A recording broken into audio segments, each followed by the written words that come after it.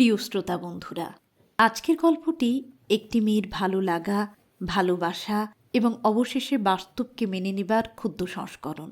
২০০৭ সালে দেশ পত্রিকায় গল্পটি প্রকাশিত হয়। গল্পের আওয়াজগুলো আমারই সংগ্রহের। গল্পটি আমার বড় বাস্তবসম্মত মনে হয়েছে, তাই নিজের মতো করে তুলে ধরলাম। আপনাদের ভালো লাগলে আমার পরিশ্রম সার্থক।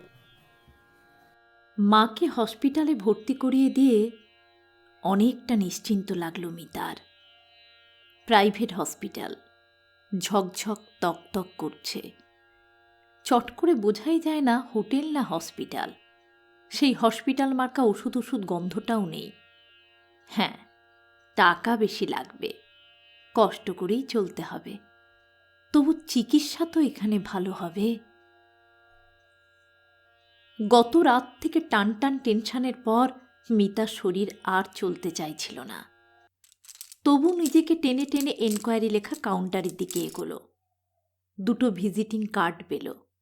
সকাল 8টা থেকে 10টা আর বিকেল 4টে থেকে 7টা। অন্যমনস্কভাবেই কার্ড 2টো ব্যাগে ঢোকালো সে। তারপর ওষুধের লিস্ট হাতে মেডিসিন কাউন্টারে লাইন দিল। বেশ বড় লাইন। মিতা লক্ষ্য করছিল বেশ কিছু হতশ্রী জামাকাপড় পরা মেয়ে পুরুষ এই লাইনে আছে। তার পাশেই লাল শাড়ি পরা ঘোমটা টানা গ্রাম্য একটি বউকে মিতা জিজ্ঞাসা করল, আপনার কেউ এখানে ভর্তি হয়েছে? আমার বর। কি হয়েছে? পা ভেঙে গেছে, অপারেশন করতে হবে। অনেক খরচ নিশ্চয়ই। ঘোমটার আড়ালে বউটির মুখখানা ম্লান দেখালো। 25,000 টাকা লাগবে বলেছে। ওষুধের আলাদা দাম, ঘর ভাড়া আলাদা। এত টাকা কোথায় পাবো? গ্রামে জমি ছিল, শ্বশুরমশাই বেচে দিল। মিতা বলল, সরকারি হাসপাতালে দিলে না কেন? খরচ কম হতো। দিয়েছিলাম তো, 3 মাস ফেলে রাখল। ওষুধ, পায়ের ফটো তোলা, সেসবে প্রায় 5,000 টাকা লাগলো। সারল না।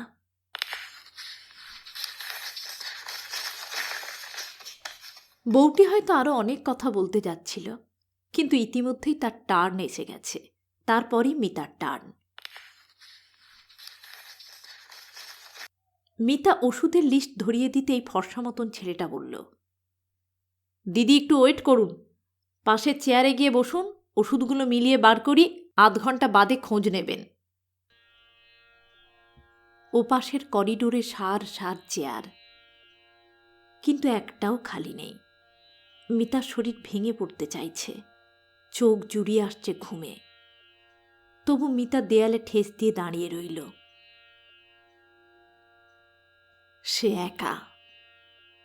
তার আর কোনো ভাই বোন নেই। বাবাও ছেলেবেলায় মারা গেছেন।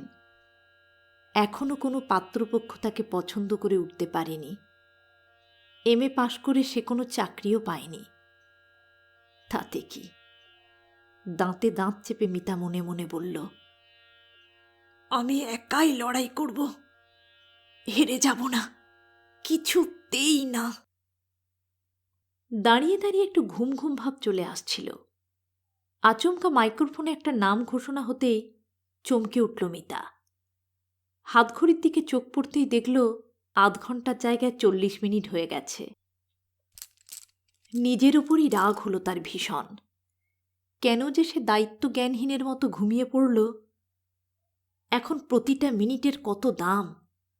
মেডিসিন কাউন্টারের দিকে এগোতেই সেই ফর্সা মতন ছেলেটি বলল, এখনো হয়নি দিদি, আর 10 মিনিট লাগবে।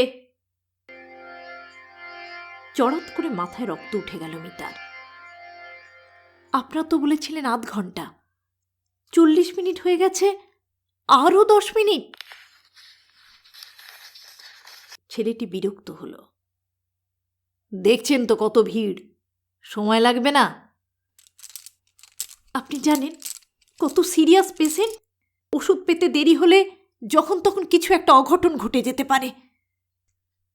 মিতার উদ্বেগ ছেলেটিকে স্পর্শ করল না।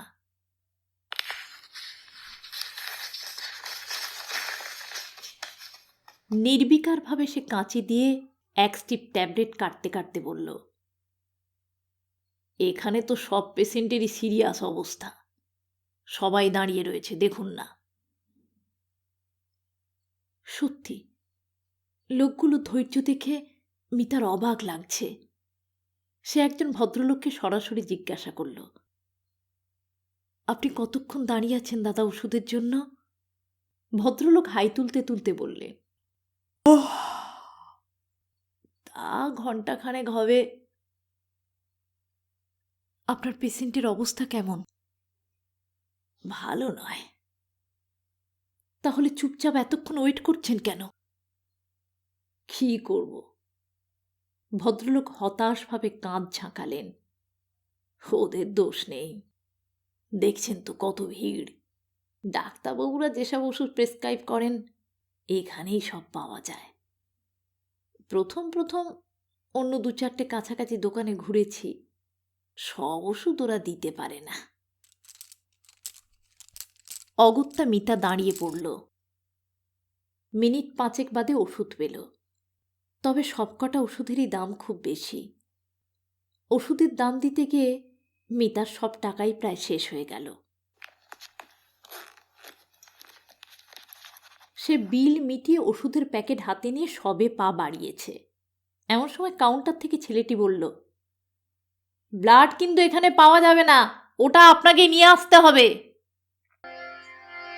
সে কি, এত বড় হসপিটাল, ব্লাড রাখেন না আপনারা? না। ছেলেটির গলায় তাচ্ছিল্য সুস্পষ্ট। মিতার চোখে প্রায় জল এসে গেল। এখন কি হবে? কোথা থেকে ব্লাড জোগাড় করবে?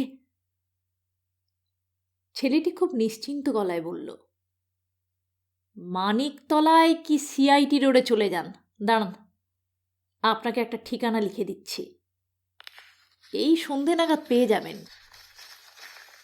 ঠিকানা লেখা কাগজটা হাতে নিয়ে হসপিটালের গেটের কাছে অনিশ্চিতভাবে কিছুক্ষণ দাঁড়িয়ে রইল মিতা।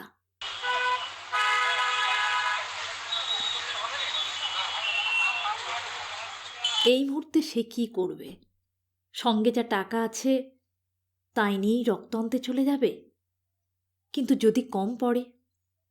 অন্যদিকে বাড়ি গিয়ে টাকা নিয়ে আসতে গেলে অনেক দেরি হয়ে যাবে।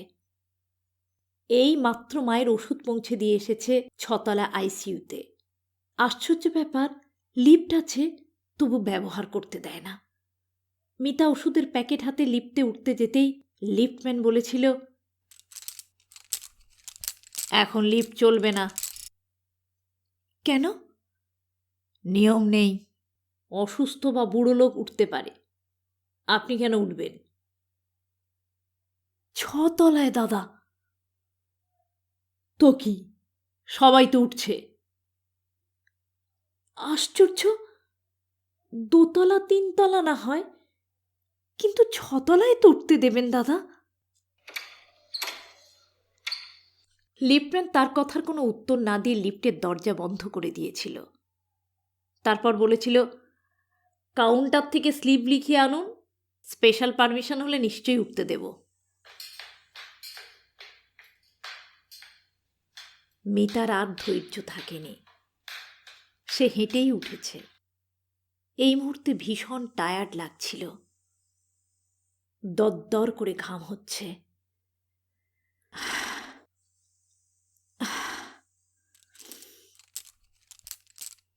মিতার শাড়ির আঁচল দিয়ে ঘাম মুছতে মুছতে 2-4 পা ইতস্তত হাঁটতেই খোয়াটে চেহারার একটা লোক এগিয়ে এলো। পরনে প্যান্ট শার্ট, মুখে খোঁচা খোঁচা দাড়ি, গলায় একটা ব্যাজ ঝুলছে।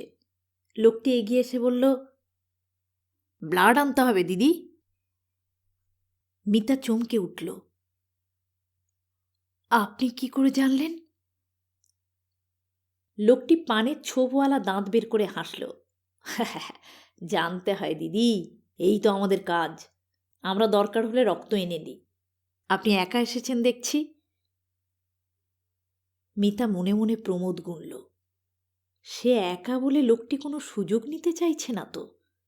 সে ইচ্ছে করেই মিথ্যে বলল, না মানে আমার সঙ্গে একজন আছে ওপরে পেশেন্টের কাছে। ও, তাহলে আপনি নিজেই ব্লাড আনবেন? তাও আনতে পারেন, অনেকেই নিজে আনে। তবে কিনা আমরা হসপিটালের স্বেচ্ছাসেবী সংস্থায় আছি।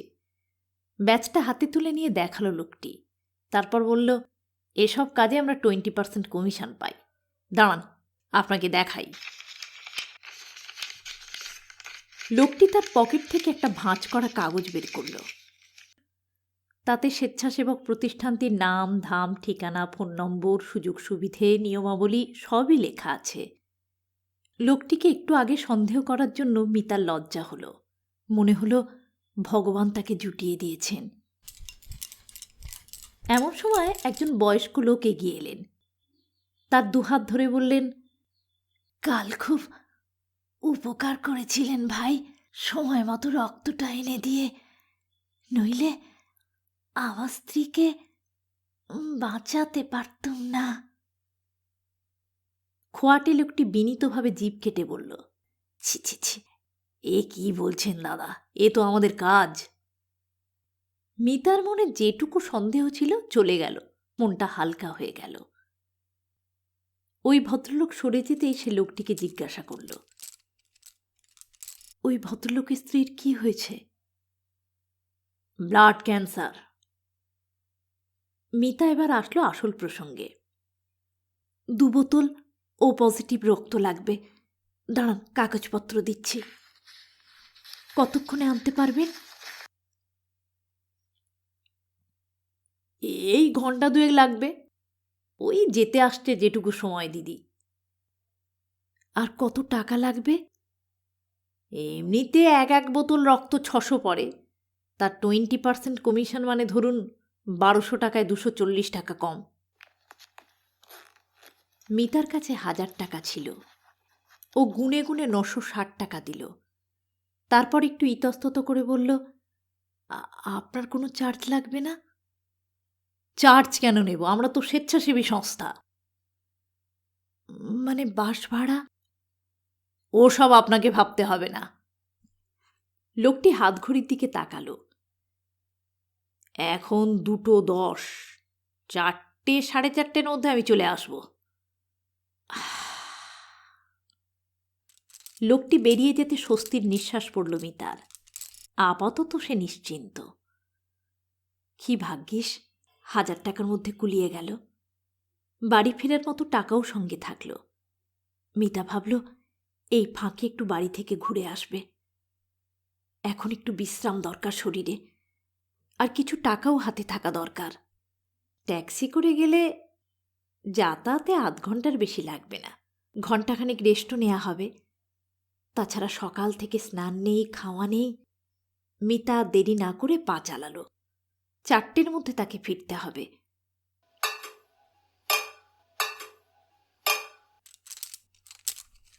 বাড়িতে ফিরেই প্রেসার কুকারে আলু সেদ্ধ ভাত চাপিয়ে দিল সে। তারপরেই স্নান করতে ঢুকল। শাওয়ারের তলায় দাঁড়িয়ে থাকতে থাকতে মনে হচ্ছিল সারাটা দিনের সব দুঃখ, কষ্ট, যন্ত্রণা ধুয়ে মুছে যাচ্ছে। জলে ভিজতে ভিজতেই চোখ বুজে মায়ের মুখটা মনে করবার চেষ্টা করল মিতা। নাকে অক্সিজেনের নল, চোখ দুটো বোঝা, মুখটা হাঁ হয়ে আছে। একদিনেই যেন মানুষটা কত বদলে গেছে। মা বাঁচবে তো?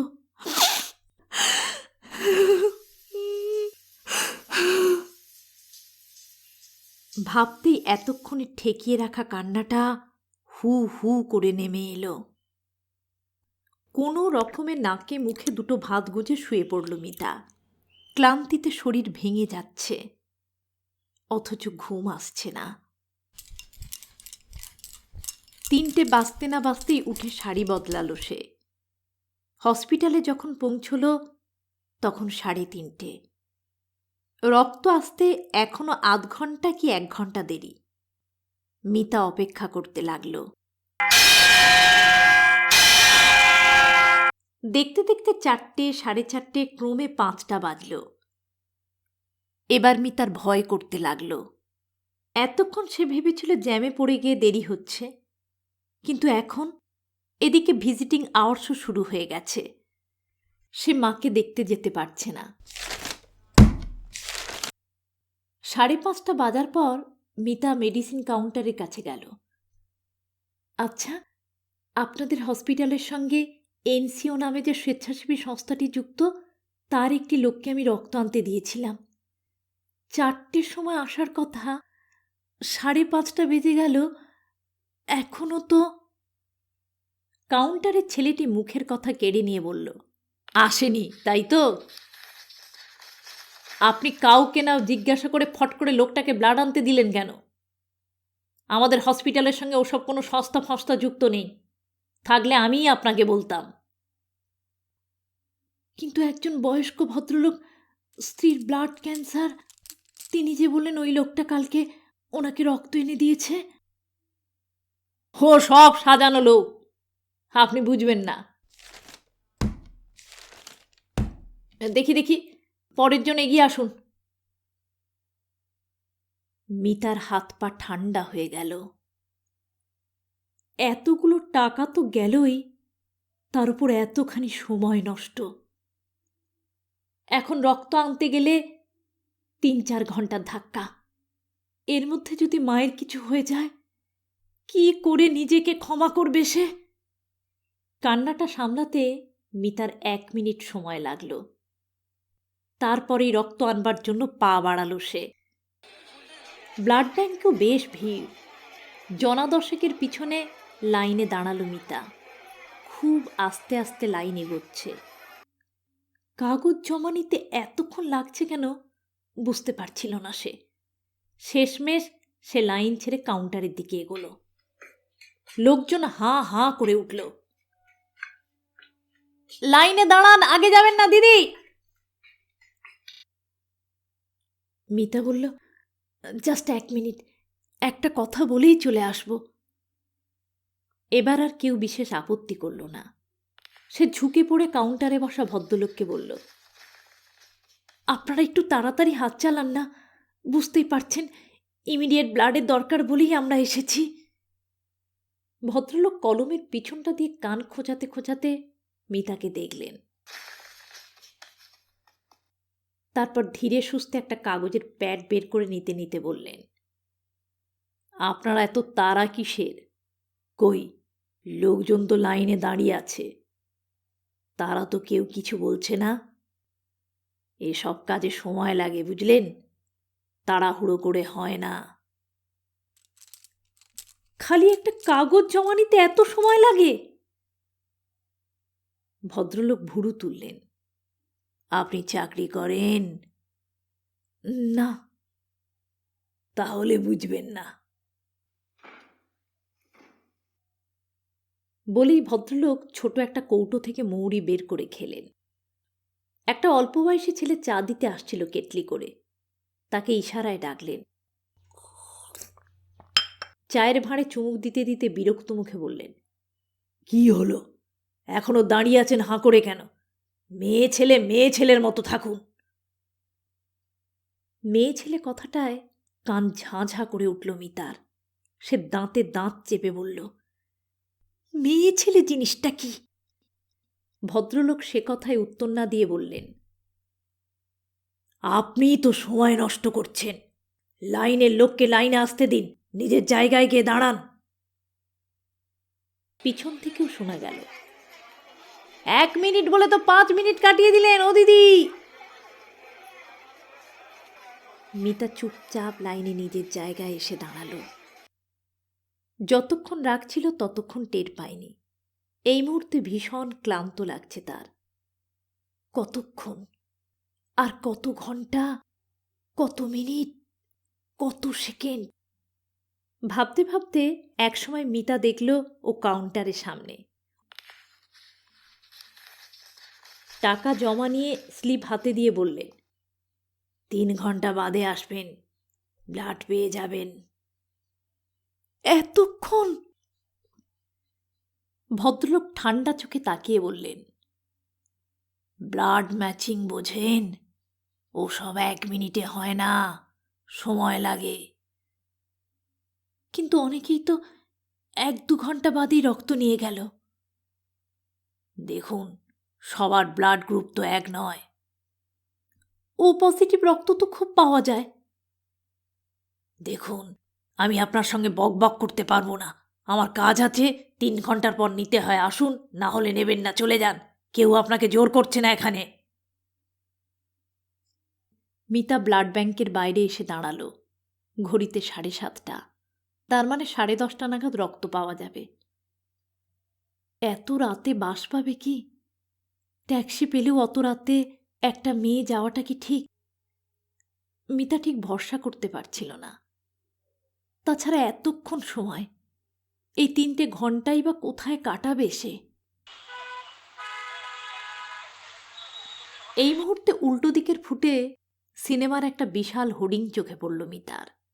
অমিতাভ আর রানী মুখার্জির ছবি, ব্ল্যাক। আচ্ছা, নাইট শোয়ে যদি ঢুকে পড়া যায়, একটু বসে বসে ঘুমিয়ে নিতে তো পারবে।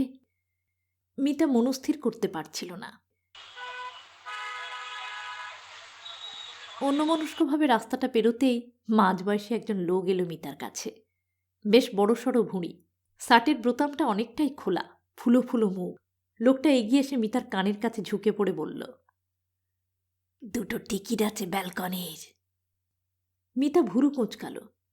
আমাকে বলছেন কেন? লোকটির মুখ দিয়ে ভক ভক করে মদের গন্ধ বেরোচ্ছে। মিতা আঁচল দিয়ে নাক চাপা দিল। লোকটা বিশ্রী রকম হেসে বলল, মদের গন্ধ সহ্য হয় না বুঝি? ঠিক আছে, 50 টাকা এক্সট্রা দেব। কথাটা শোনামাত্র গাটা রি রি করে উঠল মিতার। সেই সঙ্গে একটা ভয়ের অনুভূতি শিরদাঁড়া বেয়ে সরীসৃপের মতো উঠে আসতে লাগল। সত্যিই তার মাথার ঠিক নেই। এত রাতে একা সিনেমা হলের সামনে দাঁড়িয়ে কি করছে সে? মিতা লোকটাকে এড়াবার জন্য জোর কদমে পা চালালো। লোকটিও পিছনে এসে বলল, 50 হবে না, তাহলে 70 দেব। মিতা দাঁতে দাঁত চেপে বলল, আপনি ভুল করছেন। আমার মা খুব অসুস্থ, আমি সামনের ব্লাড ব্যাংক থেকে ব্লাড নিতে এসেছি। সরি, রং নাম্বার হয়ে গেছে। লোকটি আর জ্বালালো না, সরে পড়ল। মিতা ততক্ষণে ব্লাড ব্যাংকের দরজায় এসে পড়েছে। না, বাইরে দাঁড়াতে আর সাহস হলো না। ভেতরেই সে অপেক্ষা করতে লাগলো। তারপর রক্তের প্যাকেটটা হাতে নিয়ে যখন বাইরে এসে দাঁড়ালো, তখন 10:40। এত রাতে বাস পাওয়া যাবে না, যা থাকে কপালে। মিতা একটা ট্যাক্সিতে উঠে পড়ল। সর্দারজি লোকটা ভালো, হাতের প্লাস্টিকে ব্লাড দেখে আর দেরি করেনি। রাতের ফাঁকা রাস্তায় স্পিডে গাড়ি ছুটিয়েছে।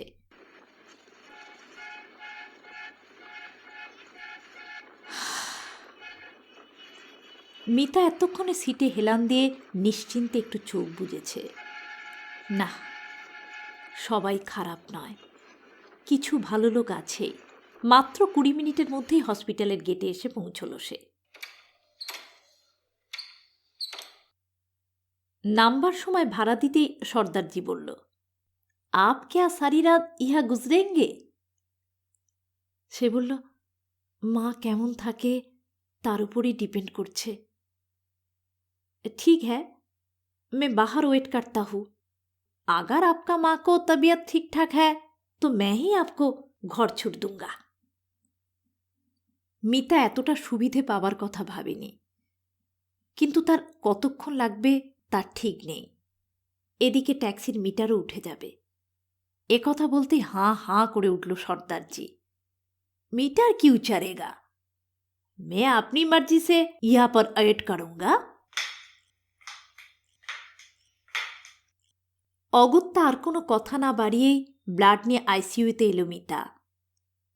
মা সেই একইভাবে পড়ে আছে। আরএমও মৃদু গলায় ধমক দিলেন, ব্লাড আনতে এত দেরি হলো? মিতা ভয় পেল। কেন, মায়ের কিছু বিপদ হয়েছে? আরেকটু হলে হতে পারত। তাছাড়া এখনো তো ডেঞ্জার ওভার হয়নি। তাহলে আমি কি রাতে থাকব? হ্যাঁ, আপনি থেকে কি করবেন? ফোনে বরং খবর নিতে পারেন। মিতা বাড়িতেই ফিরে এলো। আলো নেভা নিস্তব্ধ ফ্ল্যাট বাড়িতে যখন সে ঢুকল তখন রাত 12:15। ভোর ভোরে ফোন করল মিতা।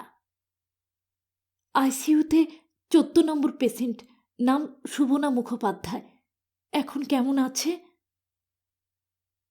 ওপাশ থেকে ঘুম জড়ানো স্বরে বিরক্ত ফুটে উঠল। এত ভোরবেলায় ফোন করেছেন কেন? আরএমও ফোনেই খবর নিতে বলেছিলেন, পেশেন্টের কন্ডিশন ভালো ছিল না তাই। ঠকাস করে ওপাশ থেকে ফোন নামিয়ে রাখার শব্দ। মিতার মাথাটা খুব ফাঁকা ফাঁকা লাগছিল।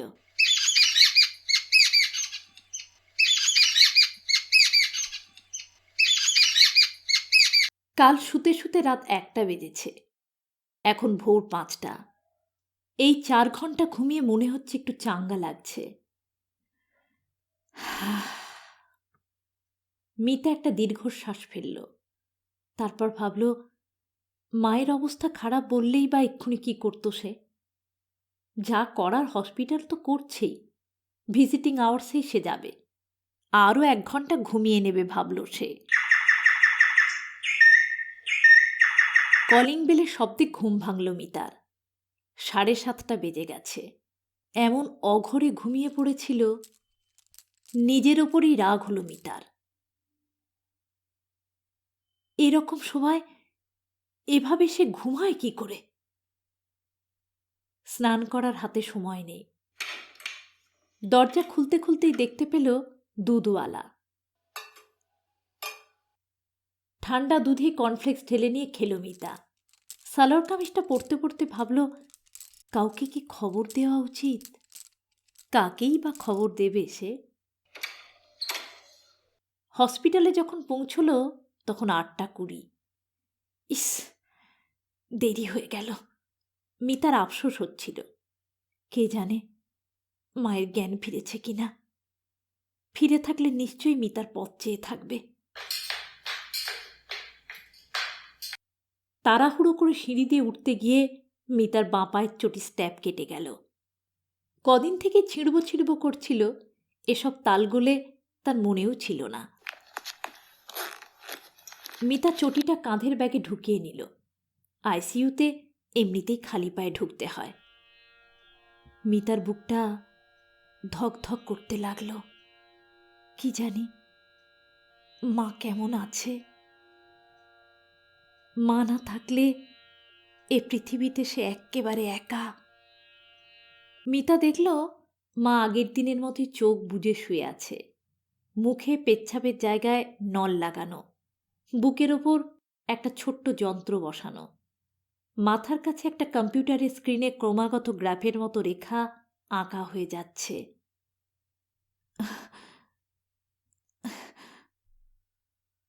মিতার খুব নার্ভাস লাগছিল।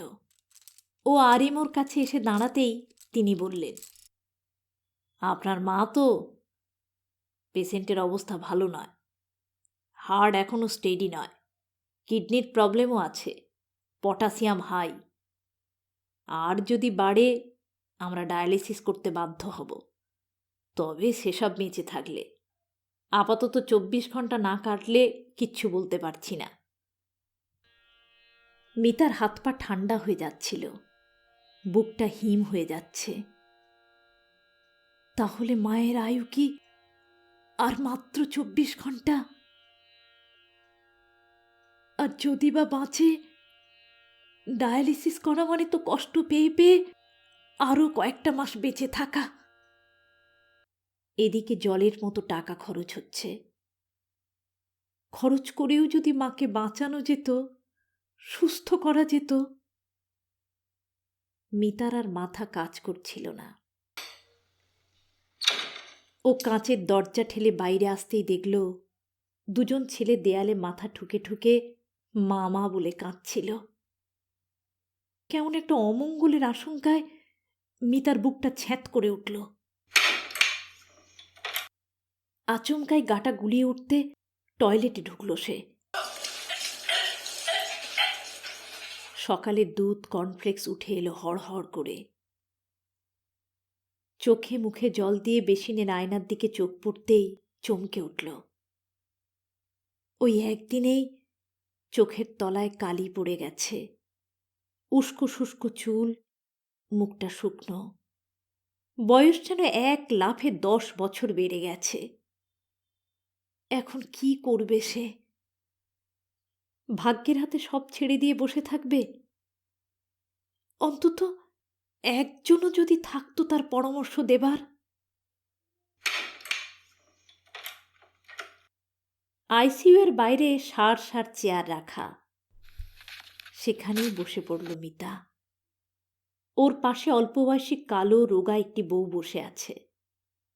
কেমন যেন শুকনো পাকানো চেহারা, কিন্তু চোখ দুটো অস্বাভাবিক উজ্জ্বল।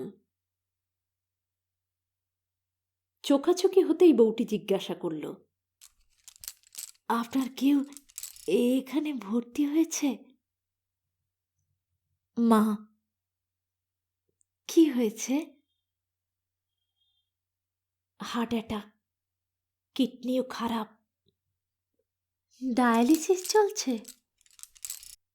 না, আমার চলছে। আর 2-3 মাস বাঁচব, কিন্তু সব টাকা শেষ হয়ে যাচ্ছে। আমি মরলে ওরা খাবে কি, তাই ভাবি। খুব কষ্ট হয় ডায়ালিসিসের সময়? খুব। একদিক দিয়ে রক্ত ঢোকায় আর একদিক দিয়ে বার করে। ওরা কথা বলতে বলতেই দেখতে পেল হুইল চেয়ারে করে একজন ভদ্রলোককে নিয়ে আসা হচ্ছে।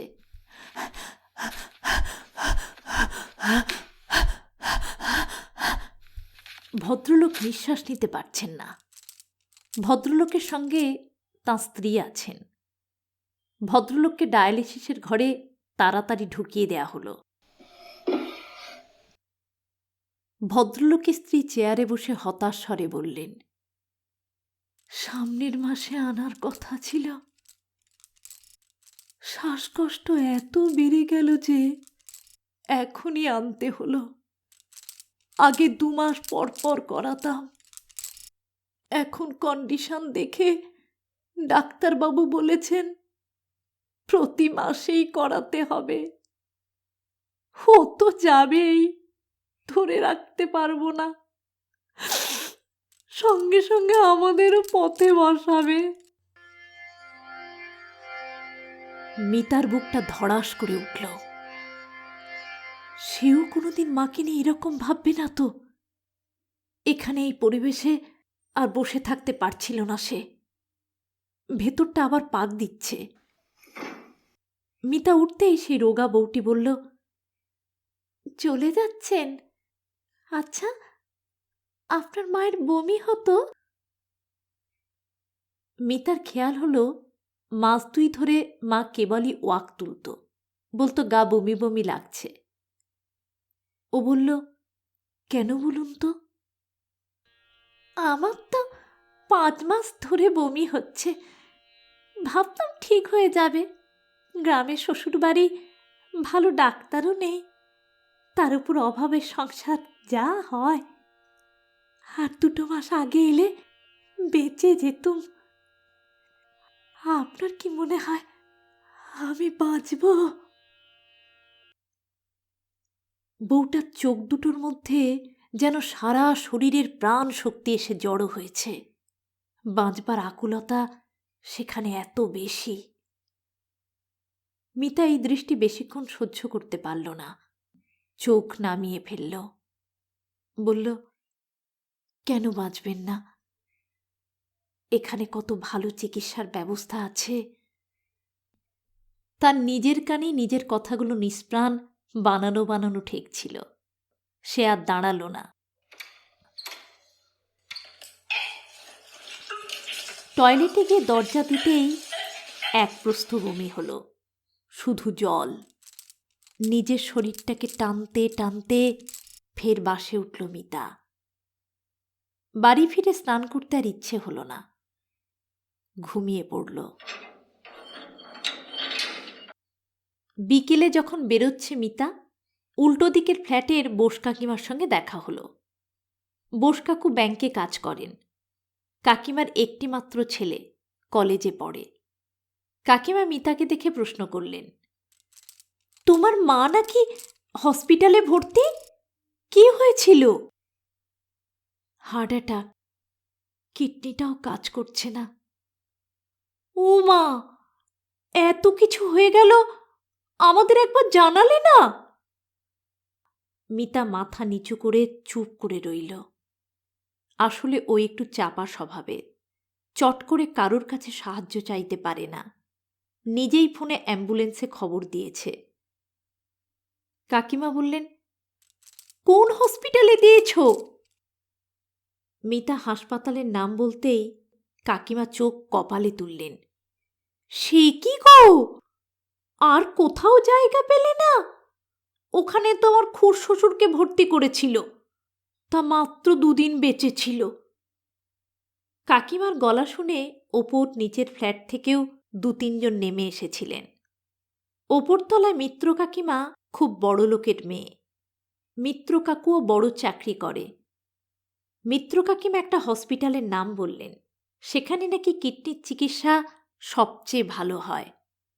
মিতা ভাবল, দরকার হলে ওখানেই মাকে নিয়ে যাবে সে।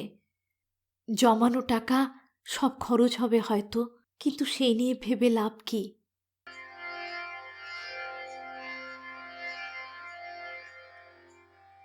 মায়ের জ্ঞান ফেরেনি দেখে মুষড়ে পড়ল মিতা। সে ডাক্তার সেনের জন্য অপেক্ষা করতে লাগল।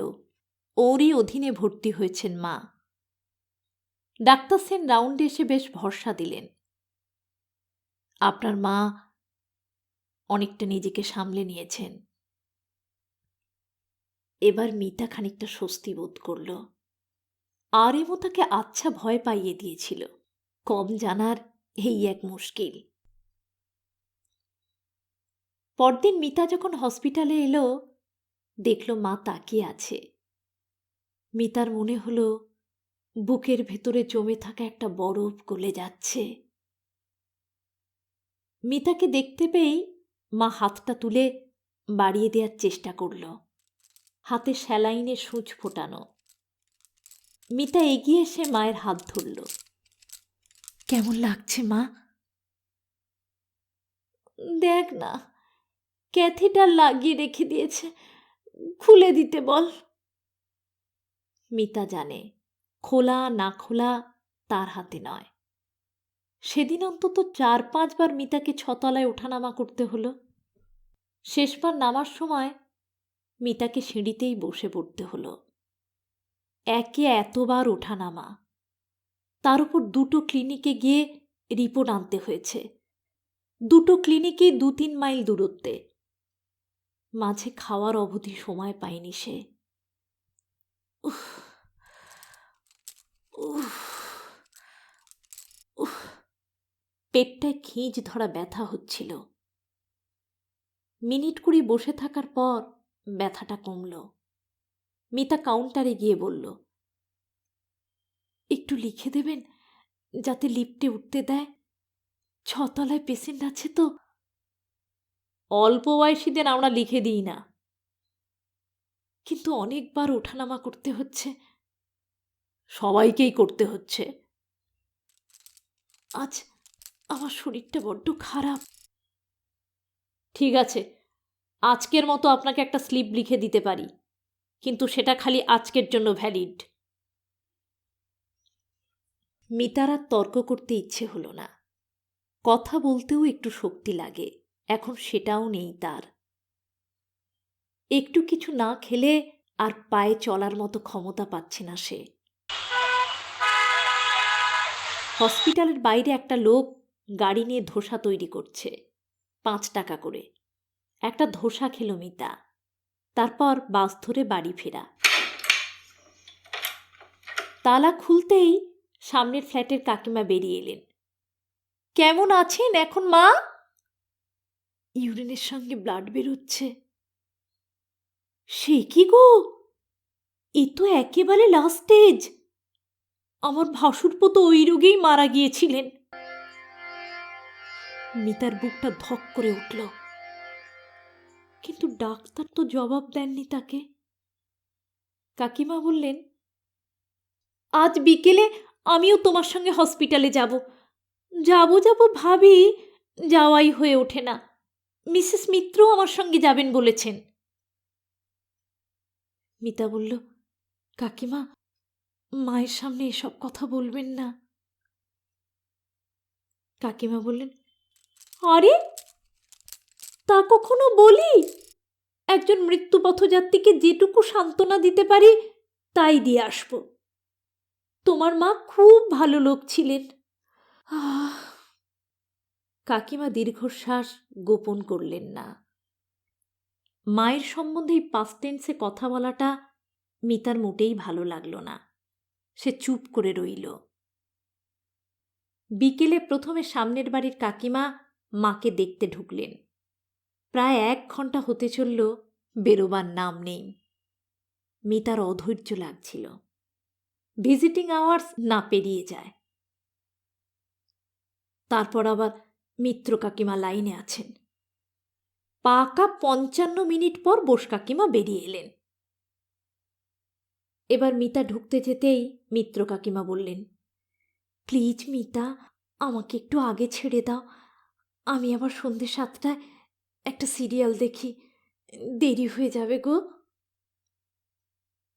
রাগে মিতার গা জ্বলে উঠল। কি দরকার ছিল এদের আসার? শুধু শুধু সময় নষ্ট। ঘরে বসে সিরিয়াল দেখতেই পারত।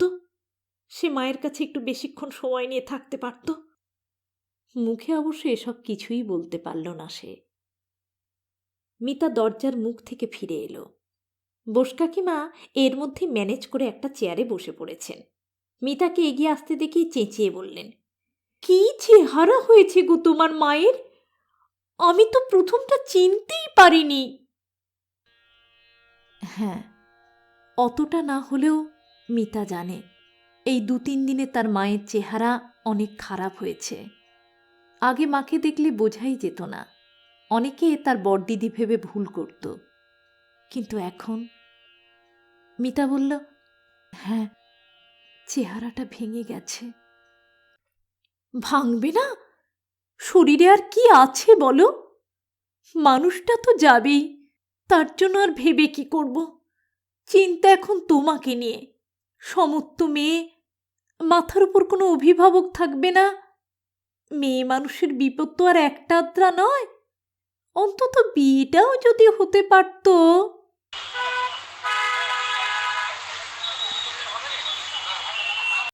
ঠিক 7 দিনের মাথায় মিতার হাতে আইসিইউ এর বিল ধরিয়ে দেয়া হলো। এক দিনের বেড ভাড়া 2000 টাকা। এছাড়া আনুষঙ্গিক খরচ আছে। মিতা ভাবছিল এ রেটে খরচ চললে টানা মুশকিল হবে। মা ইতিমধ্যেই আগের থেকে ইমপ্রুভ। অক্সিজেন নলও সবসময় লাগছে না, কথা বলছে। মাই বলেছে, এখানে আর 1 মুহূর্ত থাকতে ইচ্ছা করছে না। যন্ত্রণায় কতজন চিৎকার করছে দেখ। পাশের বেডের বুড়িটা কাল রাত্রিরে মারা গেল। আমি ভয়ে বাকি রাত ঘুমোতে পারিনি। বুঝতে পারে মিতা, হার্টের পেশেন্টের পক্ষে এখানকার পরিবেশ মোটেই ভালো নয়। ও নিজেই ডাক্তারকে 2-1 বার বলেছে। ডাক্তার রোজই বলেন কাল শিফট করিয়ে দেব, কিন্তু সেই কাল আর আসছে না। আজকের বিলটা হাতে পেয়ে মিতা কিছুটা মরিয়া হয়েই বলল, হ্যালো ডক্টর সেন। বলছি, আইসিইউ এর পেশেন্ট সুমনা মুখোপাধ্যায়ের মেয়ে বলছি। কি ব্যাপার? আপনি মাকে গত 3 দিন ধরে আইসিইউ থেকে শিফট করার কথা বলছিলেন, কিন্তু এখনও মাকে শিফট করা হয়নি। এরকম এনভায়রনমেন্টে মা খুব আনইজি ফিল করছে।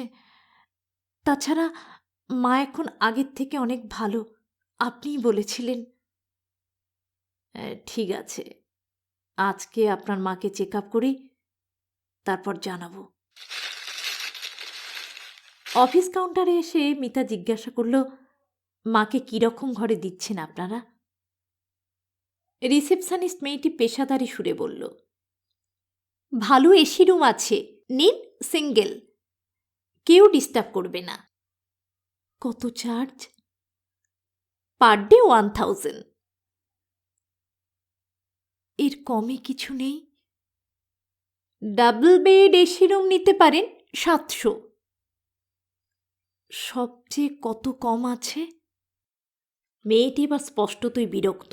ডরমিটারিতে 200 পার ডে, কিন্তু সরি, খালি নেই।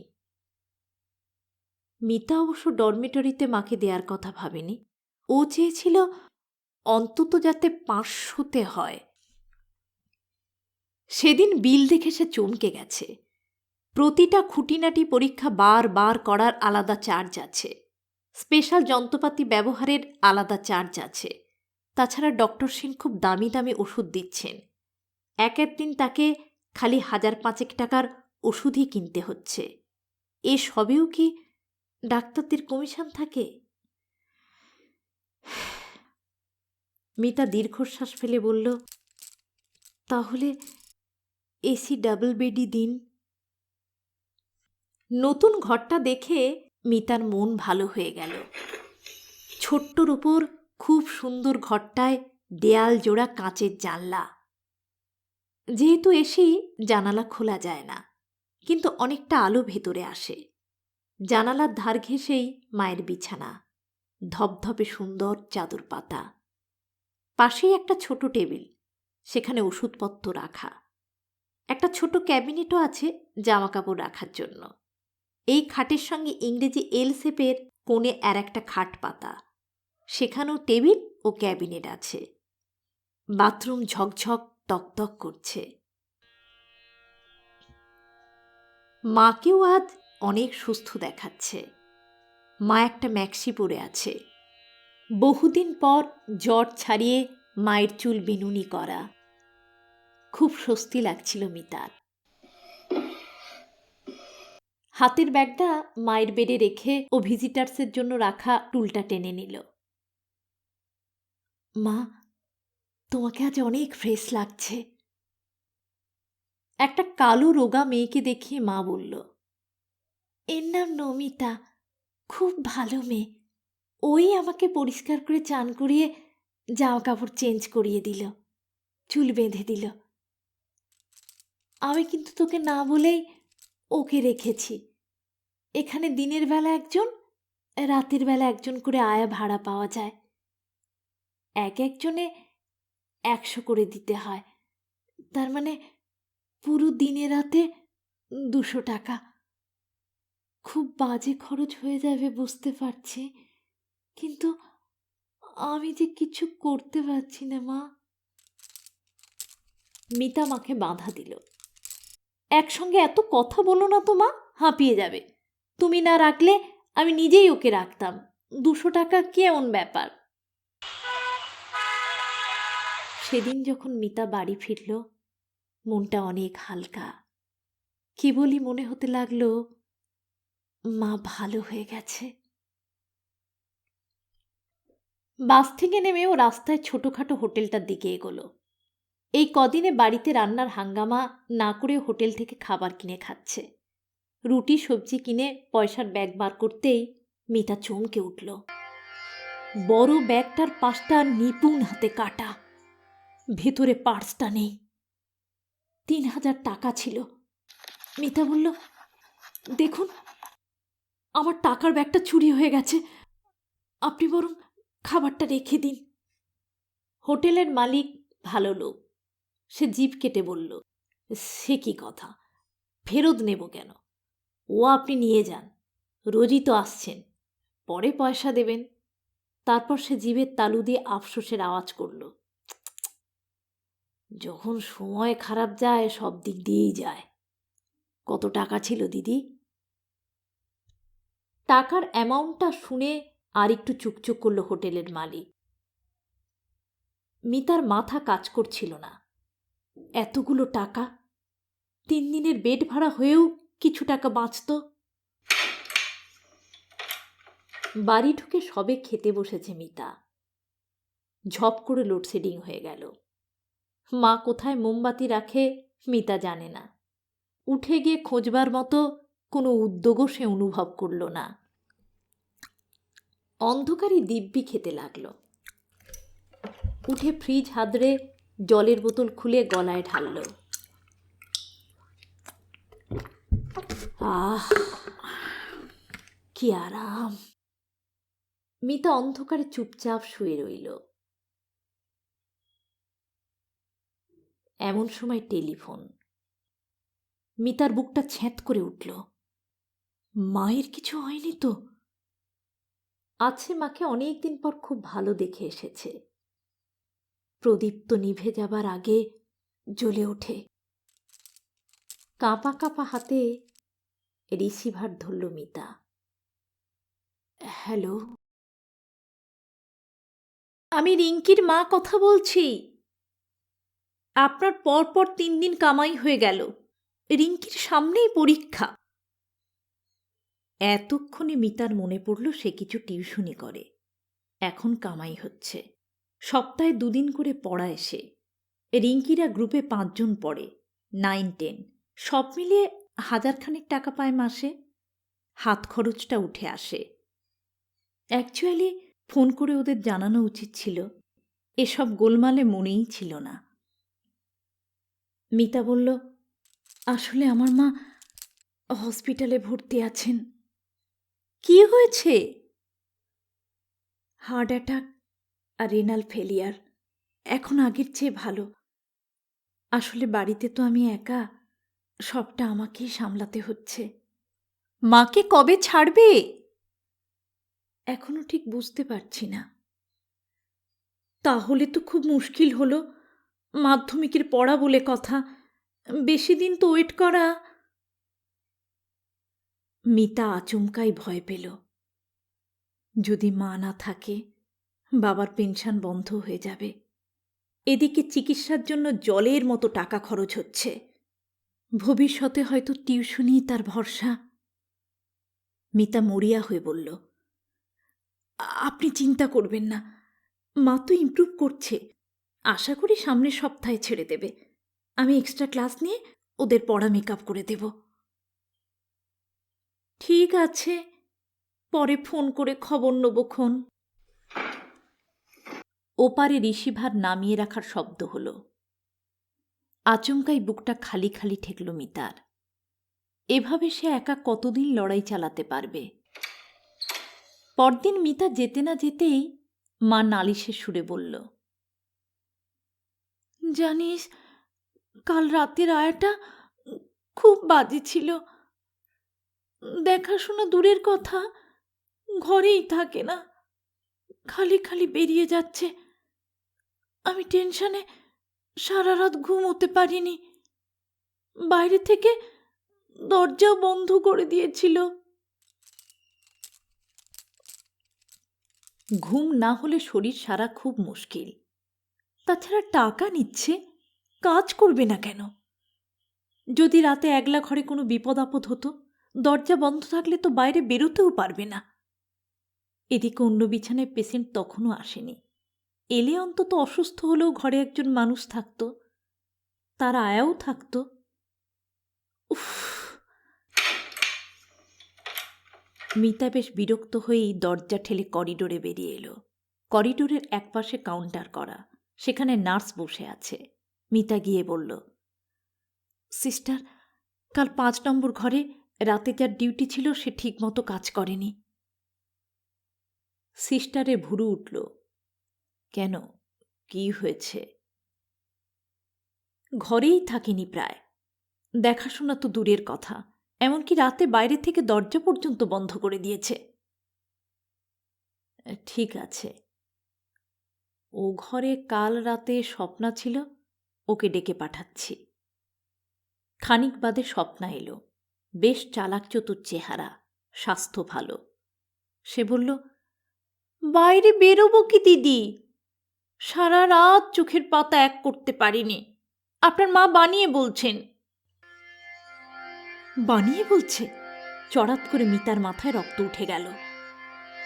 আপনি বাইরে থেকে দরজা বন্ধ করে দেননি? সে তো মাসিমার ভালোর জন্যই, তবে বন্ধ নয়, ভিজিয়ে রেখেছিলাম। 1 বার বাইরে আমাদেরও যেতে হয়। কেন? ঘরেই তো বাথরুম আছে। তাছাড়া একাধবার নয়, আপনি বহুবার গেছেন। এবার স্বপ্নাও চোখ পাকালো। দেখুন, আমি এখানে অনেক বছর কাজ করছি, আমার যথেষ্ট চাহিদা আছে, সবাই আমাকে চাইছে। নেহাত মাসিমার উপর আমার মায়া হলো, তাই এখানে ডিউটি করছি। স্বপ্না গজগজ করতে করতে চলে গেল।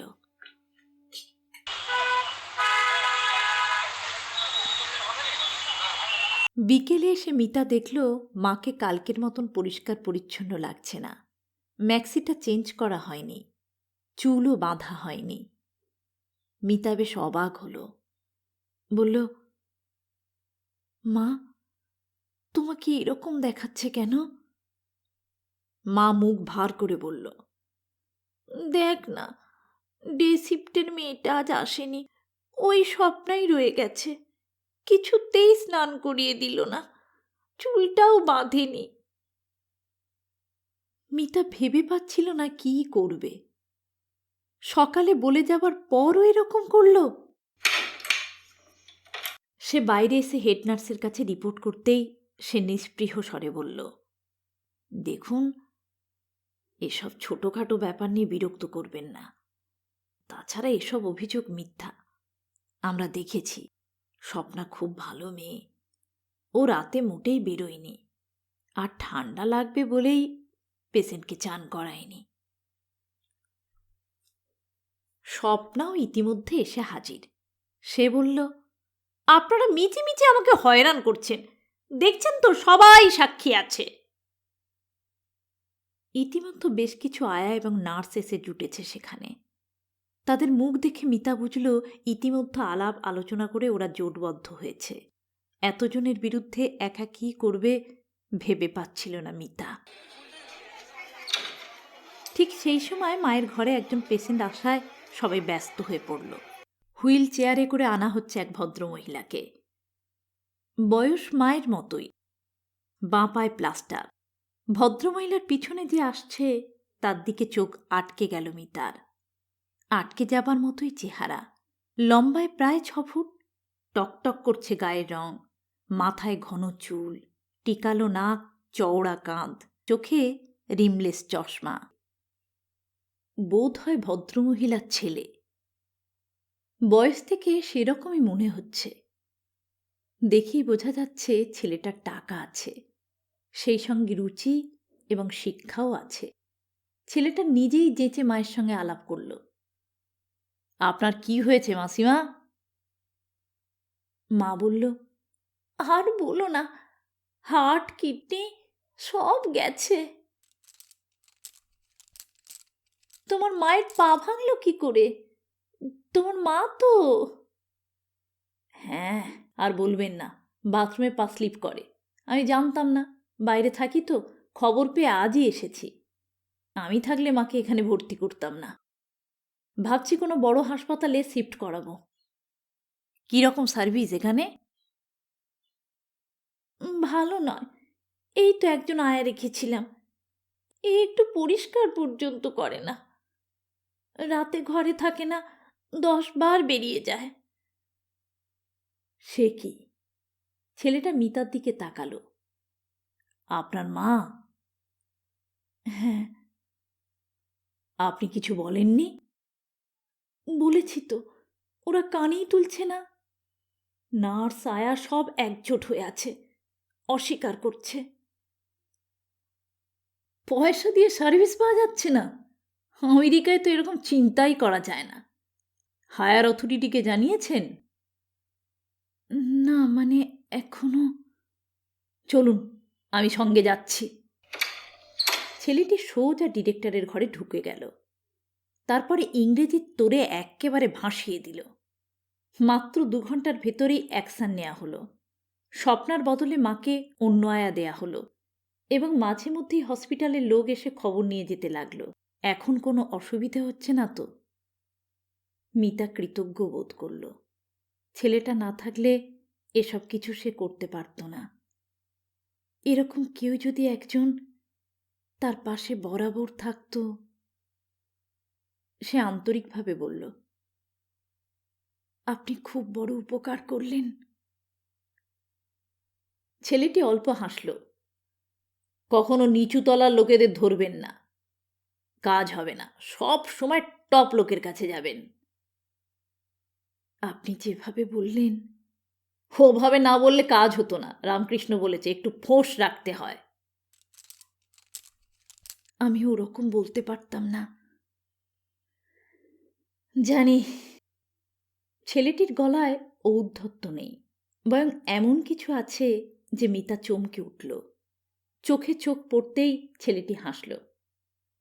ভিজিটিং আওয়ার্স তো প্রায় শেষ হয়ে এলো। দারুণ খিদে পেয়েছে, এবার বাড়ি যাব। আপনি কোন দিকে যাবেন? চলুন ড্রপ করে দিই। মিতা কুণ্ঠিত হল। না না, আপনি যান, আমি বাসে চলে যাব। ছেলেটি মৃদু স্বরে ধমক দিল, ওসব পাতি সেন্টিমেন্ট ঝেড়ে ফেলুন। গাড়ি চাপা এমন কিছু ব্যাপার নয়। ওখানে সবার মাথা পিছু একটা করে গাড়ি। তাছাড়া এখন we are in the same board. In fact আপনাকেও খুব টায়ার্ড লাগছে। পৌঁছে দিতে পারলে আমার ভালো লাগবে। গাড়ি থেকে নেমে দোতলায় উঠতেই বোস কাকিমা দরজা খুলে দাঁড়িয়ে থাকতে দেখল মিতা। কোনো রকম ভনিতা না করেই কাকিমা সরাসরি প্রশ্ন করল, কার গাড়িতে এলে মিতা? একজন আমার চেনা, লিফট দিলেন।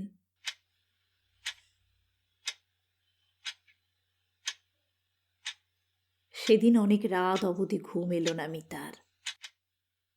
আচ্ছা, সিনেমায় গল্পে এরকম কত হয়।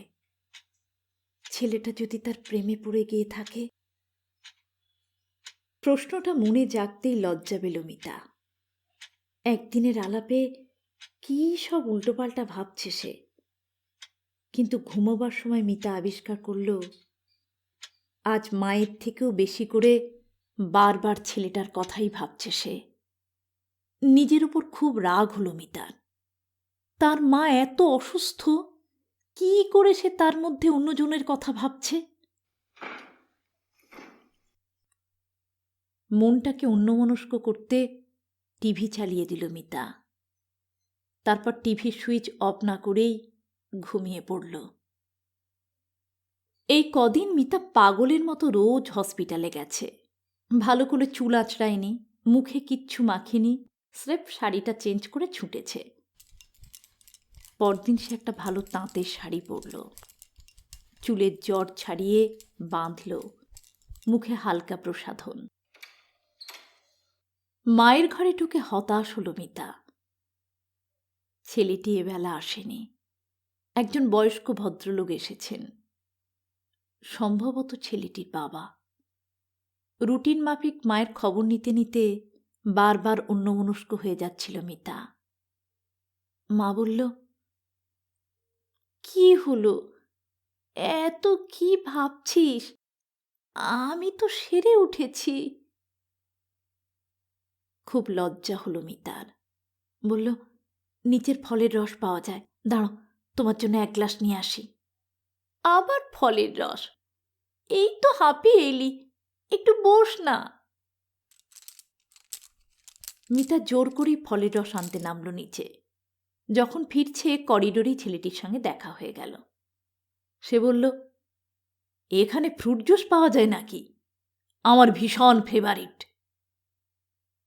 মিতা হাসল, গেটের কাছেই দোকান আছে, চলুন আজ আমি আপনাকে খাওয়াবো।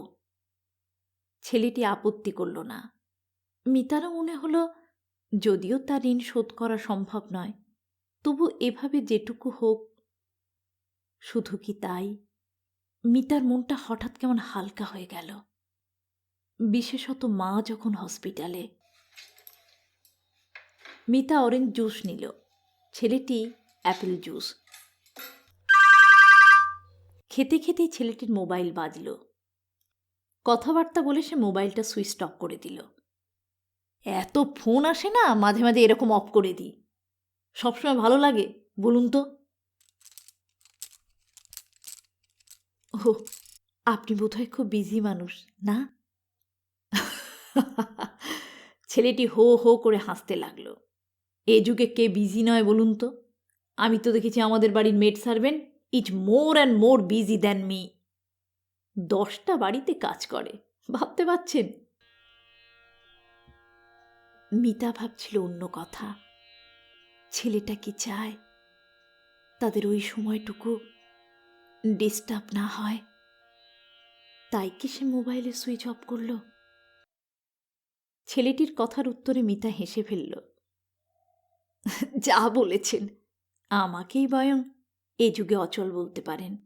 সময়ের অভাব নেই। ওহ, আপনি কি লাকি, আপনি বুঝতে পারছেন না।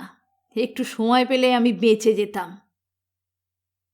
এত সব কমফর্টের মধ্যেও এক এক সময় যখন হাঁপ ধরে যায়, মনে হয় ধুর তোর, সব ছেড়ে ছুড়ে বেরিয়ে পড়ি। পারবেন? ওখানেই তো হেরে বসে আছি। গল্প করতে করতে হঠাৎ ঘড়ির দিকে চোখ পড়ায় ছেলেটি চমকে উঠল। ভিজিটিং আওয়ার শেষ হতে আর মাত্র 10 মিনিট। ওরা যখন দৌড়তে দৌড়তে মায়ের ঘরে ঢুকল, তখন মিতার মনে হলো এই কয়েক মিনিটে ওর কয়েক বছর কমে গেছে।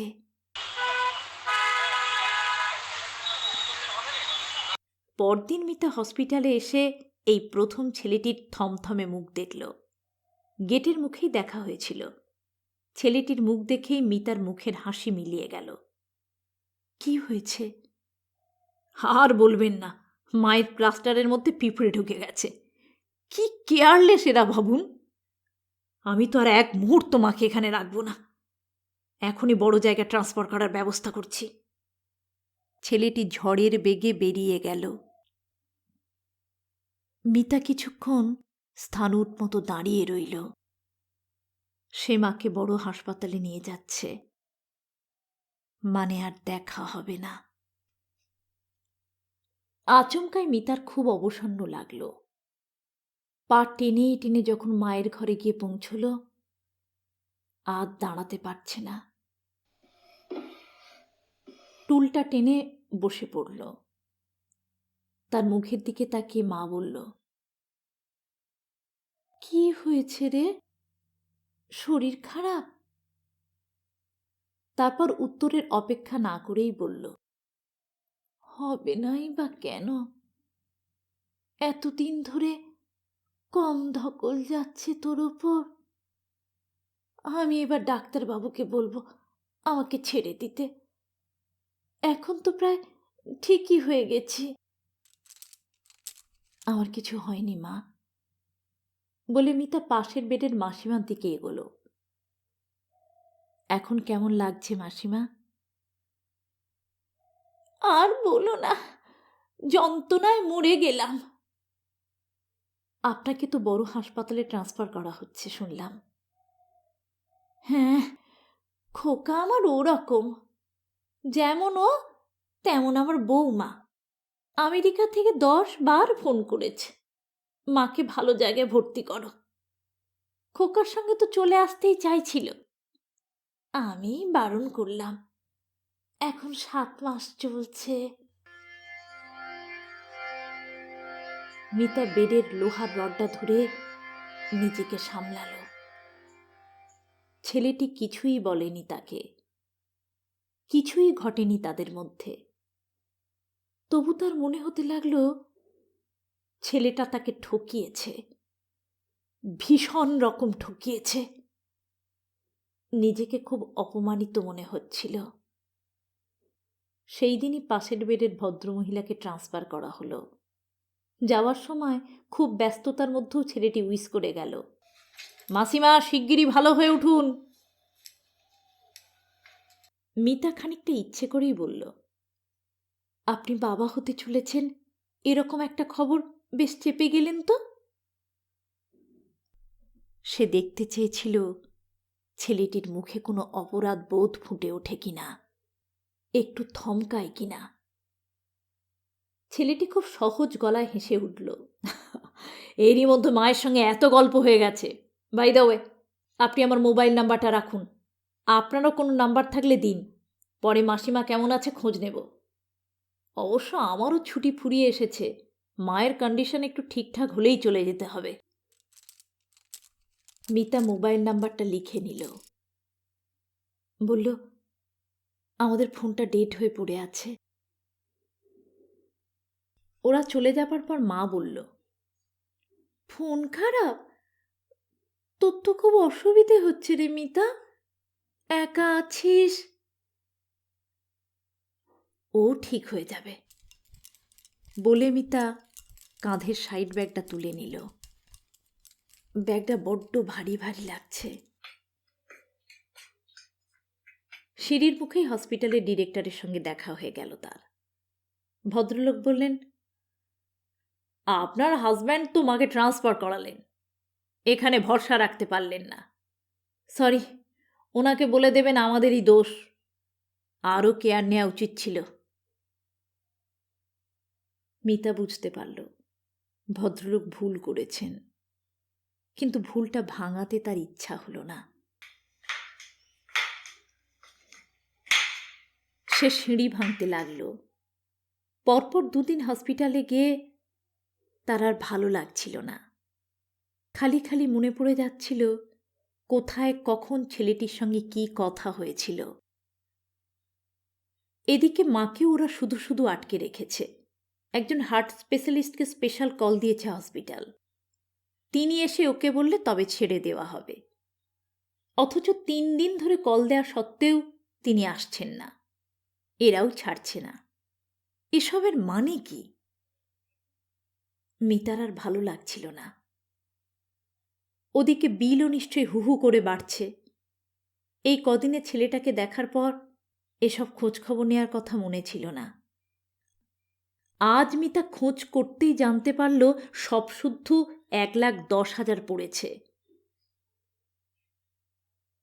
খানিকক্ষণ স্তব্ধ হয়ে দাঁড়িয়ে রইল মিতা। একটা ফিক্সড ডিপোজিট ভেঙে টাকা নিয়ে এলো। এটা তার বিয়ের জন্য রাখা। না, তার মাকে আর এখানে রাখবে না সে, রাখা সম্ভব নয়। মাকে নিয়ে যেতে চাইলেই অফিসের লোকেরা বাধা দিল, ডাক্তারের অনুমতি ছাড়া আপনি নিয়ে যেতে পারবেন না। মিতা ডক্টর সেনকে ফোন করল। মা তো এখন আগের থেকে অনেকটা সুস্থ, মাকে আমি কালই নিয়ে যেতে চাই স্যার। ডক্টর সেন বললেন, নিয়ে যেতে চাই বললেই তো হলো না, হার্ট স্পেশালিস্টকে কল দেওয়া হয়েছে, তিনি এসে আগে দেখুন। তাকে তো 3 দিন ধরে কল দেওয়া হয়েছে, আসছেনই না। আর 2 দিন ওয়েট করে দেখুন। না, আমি আর মাকে এখানে রাখব না। সেক্ষেত্রে কিন্তু দায়িত্ব আপনার। বেশ, আমি দায়িত্ব নেব। বন্ডে লিখে সই করে পরদিন মাকে আনতে এলো মিতা। মা খুব খুশি, অনেকদিন পর শাড়ি পরেছে, চোখে মুখে ঘরে ফেরার আনন্দ জলজল করছে। মা ট্যাক্সিতে বসে জিজ্ঞাসা করল, কত খরচ হলো রে মিতা? অনেক টাকা, তাই না? ওসব নিয়ে তোমাকে ভাবতে হবে না। বারে, আমি ভাববো না তো কে ভাববে?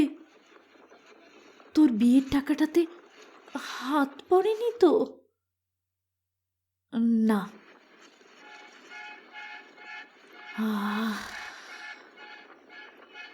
মা স্বস্তির নিঃশ্বাস ফেলে 2 চোখ বুঝল। এই কদিনে মায়ের চেহারা খুব দুর্বল হয়ে গেছে, কত অসহায় দেখাচ্ছে মাকে। মায়ের মুখে নিশ্চিন্ততার তৃপ্তিটুকু মুছে দিতে ইচ্ছা করল না মিতার। হোক দুর্বল, হোক সে রুগ্ন, তবু মাকে পাশে পেয়ে মনটা ভালো হয়ে যাচ্ছে মিতার। সে মনে মনে বলতে লাগল, আমি একা নই, মা আছে, মা আছে।